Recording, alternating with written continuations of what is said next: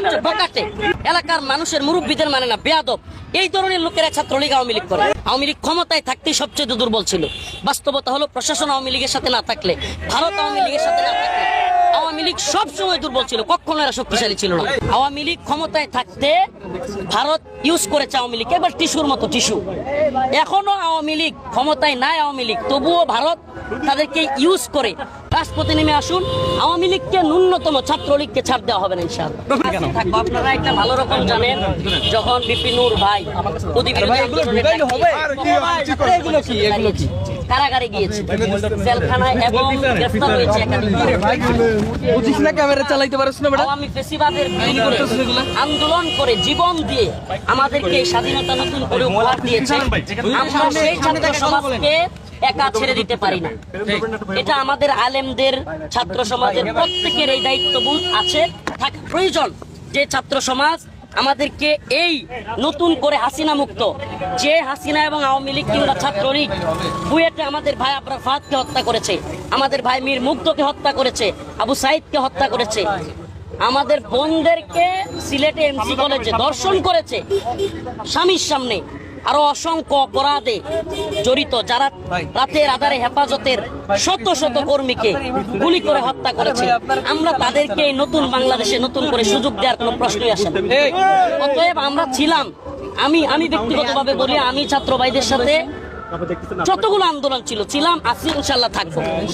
আমি মাদ্রাসার ছাত্রদেরকেও, যুবকদেরকেও, তরুণ আলেমদেরকে বলবো, আপনারা, আমাদের মধ্যে ভেদাভেদ নাই, মাদ্রাসা, স্কুল, ভার্সিটি আমরা সবাই ভাই ভাই, কোনো ভেদাভেদ নাই, রাজপথে নেমে আসুন। আওয়ামী লীগকে ন্যূনতম ছাত্রলীগকে ছাড় দেওয়া হবে না ইনশাআল্লাহ। রফিকুল ইসলাম মাদানী, আজকের পরে আওয়ামী লীগ তারা এখানে আসলো না, সমাবেশ ডাকলো, তারা কেন দুর্বল হয়ে পড়বে রাজনৈতিকভাবে, আপনি কি মনে করছেন? আমি যেটা মনে করতেছি, আমি জানি এটা প্রচার হবে না, মিডিয়া এখনো পর্যন্ত ভারতের দখলে, রয়ের দখলে। আমার কথাগুলো আমি জানি, এই কথাগুলো প্রচার হবে না ভাই। আমার কথাগুলো আমি জানি, সর্বোচ্চভাবে আপনারা প্রচার করবেন না, করতে পারবেন না, এটা আমরা জানি। কারণ ভারতীয় ইস্যুতে আমি যতগুলো কথা বলেছি এখনো প্রচার হয় না। এই ইস্যুগুলো আওয়ামী লীগ ক্ষমতায় থাকতে ভারত ইউজ করেছে আওয়ামী লীগ, এবার টিস্যুর মতো টিস্যু। এখনো আওয়ামী লীগ ক্ষমতায় নাই, আওয়ামী লীগ তবুও ভারত তাদেরকে ইউজ করে চট্টগ্রামের ইসকনের ইস্যুটাকে ডাইভার্ট করার জন্য। জাতি যখন দেখলো মুসলমানদের বাড়ি ঘরে দোকানপাটে হামলা করতেছে ইসকন এবং হিন্দুত্ববাদীরা, গর্জে উঠলো জাতি। এইটাকে ডাইভার্ট করে অন্যদিকে নেওয়ার জন্যই আওয়ামী লীগকে, জানে আওয়ামী লীগ নামবে না, কিন্তু এই গুজবটা ছড়াইয়া দিয়ে, আওয়ামী লীগের এই অফিসিয়াল ফেজ থেকে এই কথাগুলো ছড়াইয়া দিয়ে ইসকন যে হামলাটা মুসলমানদের উপর করেছে এটাকে ডাইভার্ট করার চেষ্টা করতেছে। এটাই বাস্তবতা। আওয়ামী লীগ কি আরো দুর্বল হয়ে পড়বে কিনা আজকের এই পরে? আওয়ামী লীগ আসলে দুর্বল ছিল, আছে।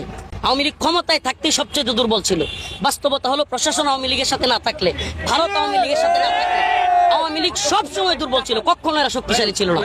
আপনি সমাজে তাকায় দেখবেন, যদি বাস্তবতা আমার কথার সাথে একমত নাও হন, আপনি প্রয়োজনে, আমি সারা দেশে সফর করি, আমি জানি আওয়ামী লীগ কারা করে, ছাত্রলীগ কারা করে। এলাকার যে ছেলেটা সবচেয়ে বকাটে, এলাকার মানুষের মুরব্বীদের মানে না, বেয়াদব, এই ধরনের লোকেরা ছাত্রলীগ আওয়ামী লীগ করে। এবং এদের কোনো ধরনের জনসংযোগ নেই, এরা জনবিচ্ছিন্ন। প্রত্যেকটা সময় আপনি এলাকায় যাচাই বাছাই করে দেখবেন, চায়ের স্টলে যারা পায়ের উপর পা ফেলে মুরব্বীদের সাথে অভদ্রতা করে, এরাই আওয়ামী লীগ। প্রতিহত করতেই আসছে, আমরা জীবন দিব প্রয়োজনে, আওয়ামী লীগকে দাঁড়াইতে দিব না ইনশাআল্লাহ।